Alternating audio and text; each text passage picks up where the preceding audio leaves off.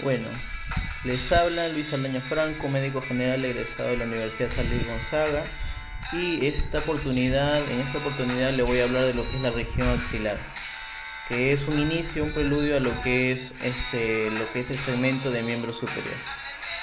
Vamos a hablar de la región axilar, en los límites, paredes y un contenido, pero para hablar antes de eso tenemos que hablar primero de la forma. La forma de la región axilar es una forma en pirámide trunca, en el cual el vértice tiene forma trunca y la base es una base hueca. Entonces tenemos el contenido, la arteria axilar, la vena axilar y lo que es el plexo braquial. Entonces hablemos primero de la sustentación de lo que es la región axilar, estado por lo que es la clavícula y la escápula, que forman en sí la cintura escapular. Ahora, la clavícula es la parte ósea de la región axilar, tiene una cara superior y una cara inferior. Como vemos, la diferencia, la cara superior es más lisa y la cara inferior es más rugosa. Tenemos también dos extremidades, una extremidad interna o external y una extremidad externa o acromial. Como vemos, la extremidad interna o external es más circular y la externa es más rugosa, la que va dirigida hacia la articulación con el acromio. También vamos a ver que en esta clavícula van a haber inserciones musculares. Por ejemplo, vamos a ver lo que es la inserción de aquí, como vemos en amarillo, la inserción del pectoral mayor, que va a estar insertada en lo que es la mitad interna de la clavícula en su borde anterior. También vemos, como vemos aquí el pectoral mayor, también vamos a ver lo que es la mitad externa de la clavícula en su borde anterior, va a estar dirigida o va a estar dado para la inserción de lo que es el músculo deltoides. También vamos a ver en el tercio interno de la clavícula, en el borde posterior, va a estar dirigida o dada para el esternocleidomastoideo, y también la mitad externa en el borde posterior para lo que es el músculo trapecio.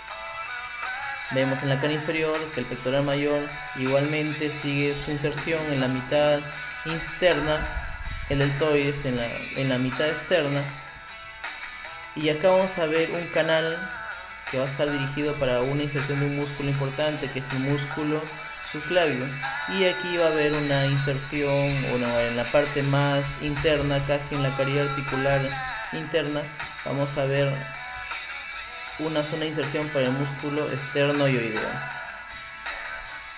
Ahora hablemos de la escápula. La escápula es un hueso de forma triangular, como vemos aquí en su cara anterior, posterior y lateral.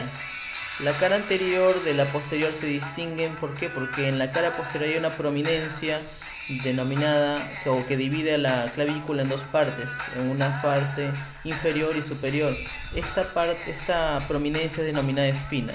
Por lo tanto, lo que está debajo de la espina se llama infraespinoso y lo que está por encima se llama supraespinoso. Esta espina va dirigida hacia afuera y hacia adelante, formando aquí en esta parte lo que es el acromio. También vemos en la parte anterior, vamos a ver una apófisis denominada apófisis coracoides, un sobresaliente que va hacia adelante y hacia afuera. También vamos a ver que la clavícula tiene ciertas partes. Tiene un borde superior, un borde interno, o mejor dicho externo, y un borde interno. Vemos que también tiene un ángulo anterior, un ángulo superior y un ángulo inferior. Una cara anterior que va a estar dado por acá, como vemos en la cara anterior no hay ninguna espina, en cambio en la cara posterior está dividido en dos partes, como te mencioné, por la espina del omóplato. También vamos a ver que en la escápula habrá inserciones para algunos músculos importantes de la región axilar.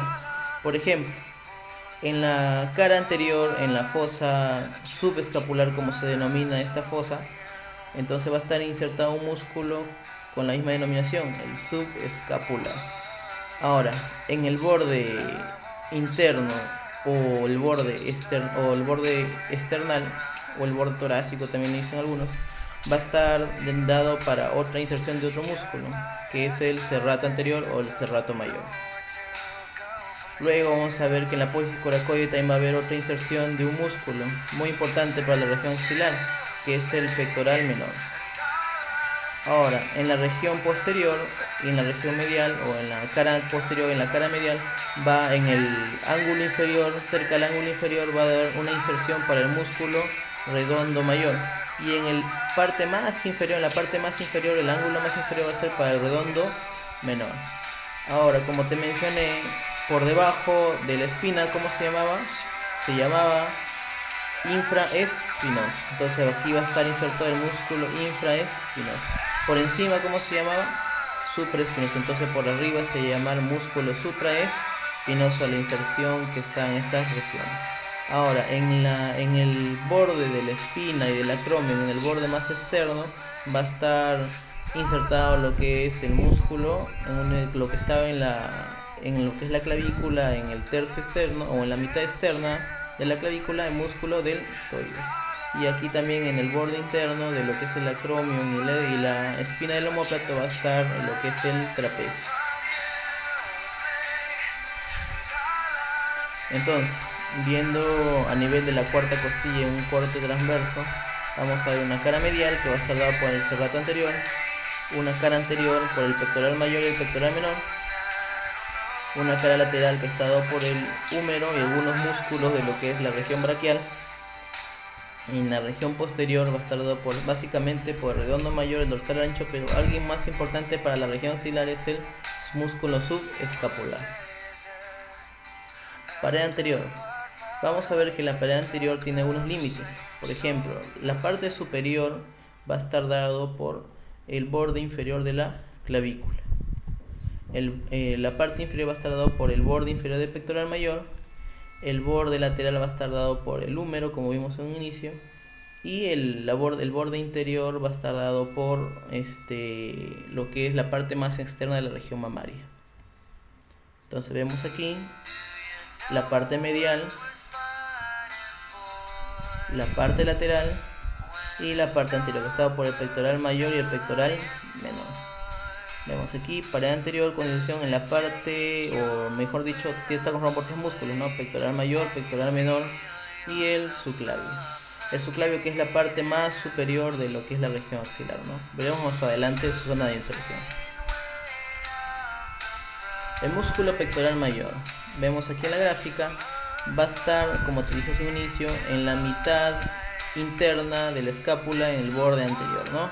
Y primera zona de inserción, como vemos aquí en el dibujo, mitad de la escápula y el borde anterior. Ahora tiene una inserción también en lo que es el esternón. El esternón va a estar dado en el borde external, en el borde anterior del esternón, de la primera del primero hasta el nivel del primer y sexto cartílago costal, ¿no? Inferiormente va a tener zona de inserción o zona de continuidad con la aponeurosis del oblicuo mayor, y va a haber una relación importante también con el músculo pectoral mayor y el deltoides. Como vemos aquí, este es el deltoides, que está insertada en lo que es la mitad externa de la clavícula, el acromion y la espina del omóplato, ¿no? Entonces ese es el deltoides. El deltoides y el pectoral mayor van a formar una zona de concurrencia a la cual se va a llamar línea deltopectoral.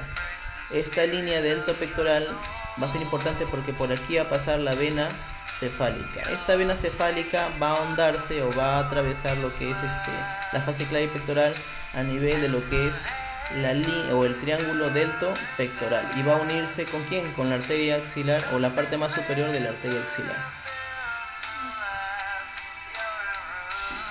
Como vemos aquí, está el espacio deltopectoral aquí en la gráfica, y esa sería la vena cefálica, el triángulo deltopectoral en la cual va a insertarse la vena cefálica para unirse con la parte superior de la arteria axilar, o de la vena axilar, mejor dicho.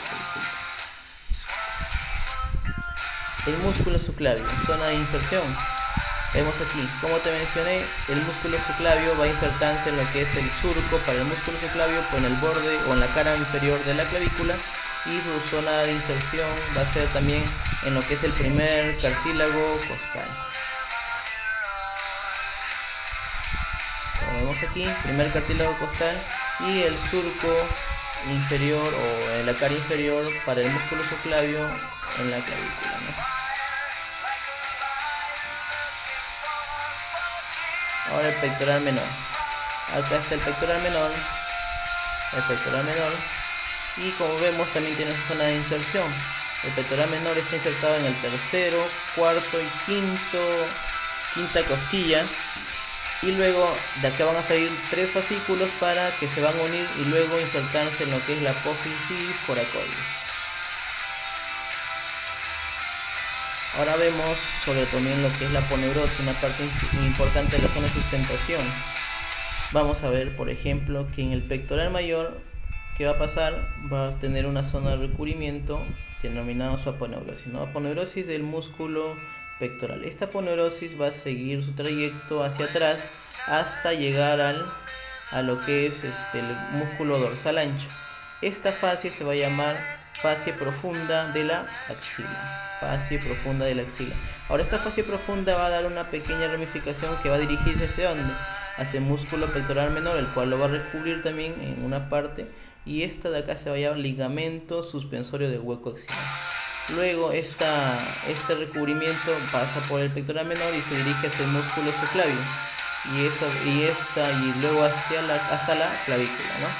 Entonces este ligamento que va del pectoral menor hasta el subclavio va a denominarse fascia clavipectoral. Como vemos aquí en la siguiente gráfica, el aponeurosis del pectoral mayor se dirige hacia atrás, hacia el dorsal ancho, y va a formar la fascia profunda de la axila. Luego esta fascia o esta aponeurosis se va a dirigir hacia arriba, hacia el músculo pectoral menor también, y va a formar lo que es el ligamento suspensor. Luego bordea o recubre todo lo que es el pectoral menor y se dirige hacia el músculo subclavio y hacia la clavícula, y esto se va a denominar fascia clavipectoral. Ahora hablemos de la pared posterior. Pared medial, serrato anterior, pared anterior, pectoral mayor, el húmero en la pared lateral, y en la pared posterior vamos a ver principalmente a lo que es al redondo mayor, al dorsal ancho y al músculo subescapular. Principalmente hablaremos del subescapular ya que estamos en la región axilar, y después pasaremos a la región humeral.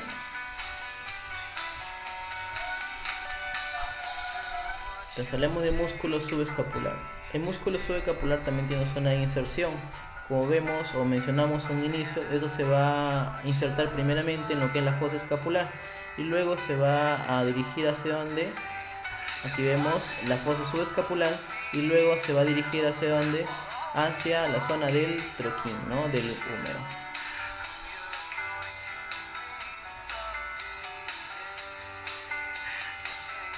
El redondo mayor también es un músculo de importancia para la región axilar, y se va a insertar también, como te mencioné en un inicio, donde cerca del ángulo inferior de la escápula, ¿no? Y esto se va a insertar también en el húmero. Primero vemos aquí también en el labio interno de la cordera bicipital, y aquí, como vemos, en el ángulo inferior de la escápula. Pared interna.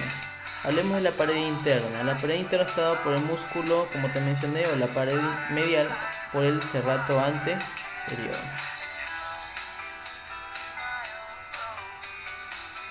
El serrato anterior, el serrato mayor, como vemos aquí en la gráfica, va a tener zona de inserción.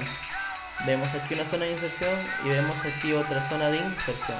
Esta zona de inserción va a estar dada por que hay fascículos que parten desde el primer hasta el noveno cartílago costal, y van a dirigirse hacia donde, por ejemplo aquí vemos del primer al noveno cartílago costal, y estos fascículos van a dirigirse hacia donde, hacia lo que es el borde espinal del omóplato o el borde interno del omóplato, ¿no?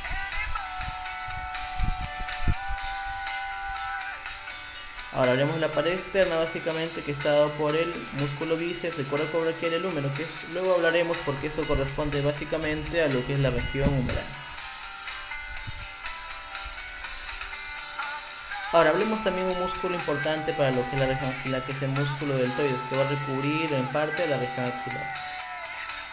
Entonces, hablemos primero que la primera zona de inserción no se encontraba. Bueno, antes de mencionar las zonas de inserción, vamos a mencionar que el músculo deltoide va a estar formado por 7 vientres. Los 2 a 3 primeros vientres van a estar insertados en esta región, que es la mitad externa del borde anterior de la clavícula, ¿no? Un vientre va a estar insertado en lo que es el borde externo del acromion y 4, más o menos aproximadamente 4 vientres van a estar insertados en lo que es el borde externo de la espina del omóplata. Y luego todos estos concurren para insertarse en la impresión deltoidea del húmero, ¿no?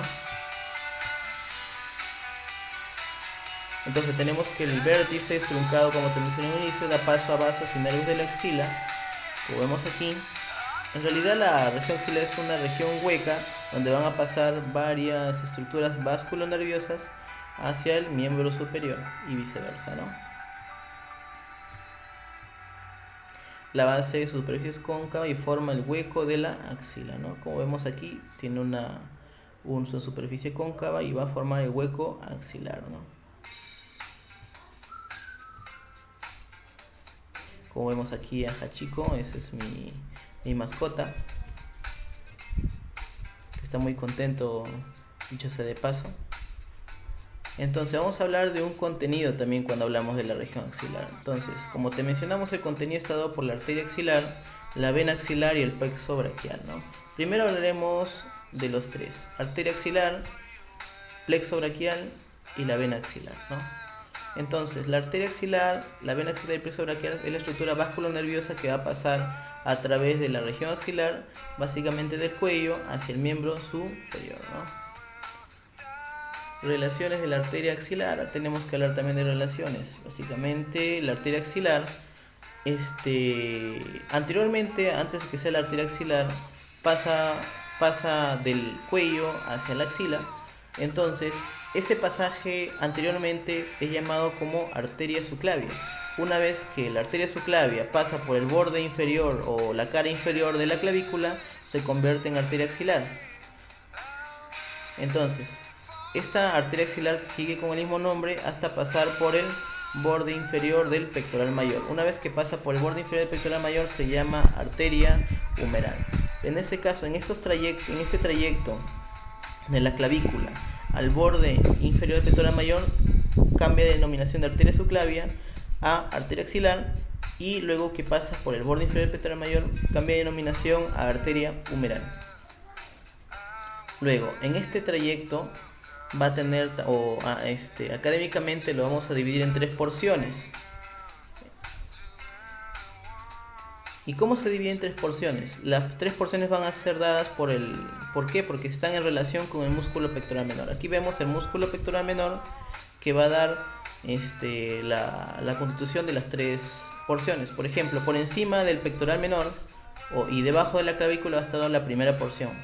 Por detrás del pectoral menor va a estar dado la segunda porción, y por debajo del borde inferior o por debajo del borde inferior del pectoral menor hasta el borde inferior del pectoral mayor va a estar dado la tercera porción. Por ejemplo, aquí vemos, está la primera porción debajo de la clavícula hasta el borde superior del pectoral menor, me disculpen.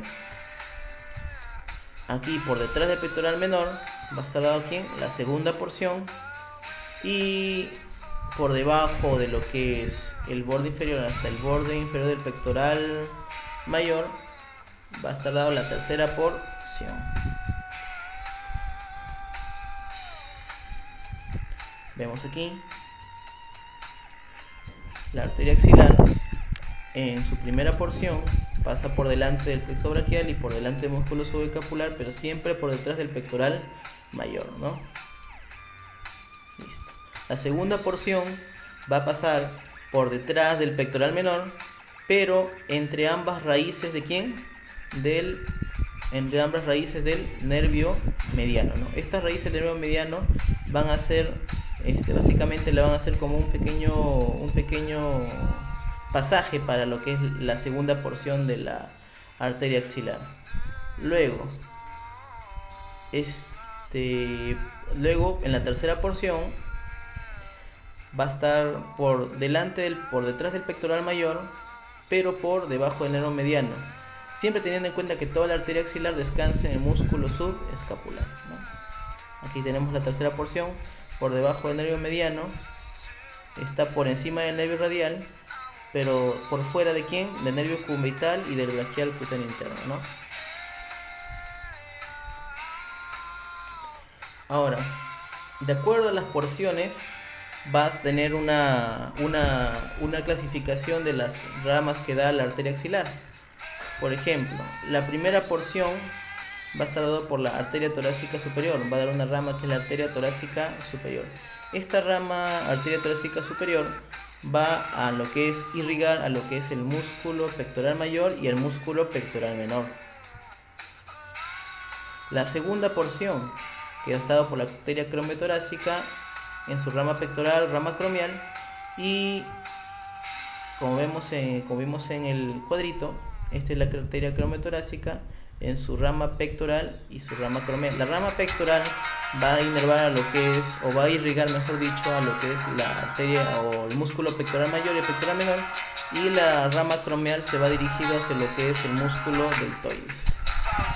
La arteria torácica lateral o mamaria externa, que vemos aquí en el cuadrito, va a dirigirse hacia abajo, siguiendo el reborde costal o el borde externo de las costillas, y van a anastomosarse con lo que son las arterias intercostales, ¿no? Seguimos en el mismo gráfico. La tercera porción, continuamos con la tercera porción, y acá hay una flechita indicando a una arteria, que es la arteria subescapular. Como vemos aquí en el cuadrito, va a tener una rama anterior, esta rama anterior que va dirigida hacia donde es el serrato mayor y el dorsal ancho, y una rama posterior que se va dirigida hacia atrás, que va a pasar por el triángulo homotricipital y va a dirigirse hacia la región posterior, hacia la región escapular. ¿Para qué? Para anastomosarse con la arteria escapular posterior y la escapular superior, ¿no? Luego tenemos la arteria circunfleja anterior y posterior. Como vemos aquí, la anterior pasa por delante del cuello quirúrgico y la posterior pasa por detrás del cuello quirúrgico del húmero, ¿no? Luego, la arteria circunfleja anterior va a tener un ramo ascendente que va a ser dirigido o se va a dirigir por la cordera bicipital y va a básicamente irrigar lo que es toda la articulación del hombro, ¿no? La articulación glenohumeral, ¿no? El ramo lateral que va dirigido hacia acá va dirigido aquí a anastomosarse con la arteria circunfleja posterior y también va a dar ramas para irrigar lo que es el músculo deltoides, ¿no? Y la arteria circunfleja anterior que mencionamos en un inicio, que va dirigido hacia la parte posterior en el cuadrilátero homotricipital y que va a anastomosarse con la arteria circunfleja anterior. Aquí vemos a Yoda dándote un poco de fuerza para que resaltes un poco más las diapositivas. Mi serie favorita y mi película favorita son Star Wars. La última salió a las 7, no tan buena a mi parecer, pero seguimos con la saga de Star Wars. La vena axilar. La vena axilar, como te mencioné, que es continuación de lo que son las venas que vienen de lo que es el antebrazo y brazo. Entonces, la vena axilar viene por la unión de dos arterias, de dos venas, la vena cefálica y la vena humeral. Estas dos van a confluir y van a formar la vena axilar, que luego, pasando el borde superior de la clavícula, va a cambiar el nombre o se va a conformar como vena ciclaris. Hablemos también del plexo braquial. El plexo braquial está constituido por tres troncos secundarios, que anteriormente fueron troncos primarios, y luego las raíces anteriores y posteriores de los troncos primarios van a dar los troncos secundarios. Y como vimos al inicio, se van a relacionar con los vasos axilares, ¿no? Aquí vemos los troncos primarios, tronco superior, tronco primario medio y tronco primario inferior. Las ramas van a dar los troncos secundarios y luego van a dar las ramas terminales, ¿no? Y las unas colaterales. Entonces, para hablar de plexo braquial tenemos que hablar de las raíces de plexo braquial, que nacen de las raíces de C5, C6, C7, C8 y T1, ¿no? Entonces, C5 y C6, las ramas van a unirse y van a formar un primer tronco primario. Ese 7 solito va a formar el segundo tronco primario, tronco mediano, y las ramas de C8 y T1 van a formar el tercer tronco primario. Entonces, una vez formado el tronco primario, este primer tronco primario y el segundo tronco primario y el tercer tronco primario van a dar ramas anteriores y posteriores. Para no confundirnos mucho, primero vamos a hablar de las ramas anteriores. Las ramas anteriores del primer tronco primario y segundo tronco primario se van a unir y van a formar un tronco secundario anteroexterno. Para arriba es externo, para adentro es interno. ¿Ya? Para arriba es posterior, para abajo es anterior. Entonces vamos a ver que el tercer tronco primario también va a dar una rama, que es el tronco secundario anterointerno. El tercer tronco primario va a dar el tronco secundario anterointerno. Luego, estos dos troncos se van a unir para dar tres ramas terminales, que es el nervio cubital, el nervio mediano y el nervio músculo cutáneo. Pero hemos hablado solamente de las ramas anteriores, ahora hablemos de las ramas posteriores. De todos los tres troncos tienen tres ramas posteriores, ¿no? Una rama posterior, segundo tronco tiene una rama posterior, tercer tronco primario tiene otra rama posterior. Estas ramas posteriores van a confluir y se van a unir las tres y van a formar un tronco secundario posterior, en la cual va a dar dos ramas terminales, el cual es el nervio radial y el nervio circunflejo. Ya hablamos de las ramas terminales, ahora tenemos que hablar que en su trayecto también el plexo braquial da algunas ramas, que son ramas colaterales. Primero vamos a ver que el tronco secundario anterior interno va a dar una rama que es el braquial puntal interno y lo que es su accesorio. Luego, de C5 y C6 del primer tronco primario va a dar dos ramas colaterales, que es el nervio superior subescapular y el nervio subclavio. Luego, de C5 y C6 van a dar ramas para lo que es el músculo serrato anterior. Y luego del tronco secundario anteroexterno y el tronco secundario interno van a dar unas ramas que van a dar el asa de los pectorales, que van a inervar a lo que es el músculo pectoral mayor y el músculo pectoral menor. Luego, el tronco secundario posterior va a dar tres ramas. El primera rama, que es el nervio inferior del subescapular, luego otro nervio que es el nervio del dorsal ancho y el nervio del redondo mayor. Todo esto va a conformar lo que es el plexo braquial. Bueno, terminamos con la clase, terminamos con la presentación y bueno, les dejo acá una imagen de lo que es la zona por donde yo soy, bueno, que es un volcán de Sarasara y toda la laguna de Parinacocha con las parihuanas, ¿no? Muchas gracias, será para la próxima oportunidad.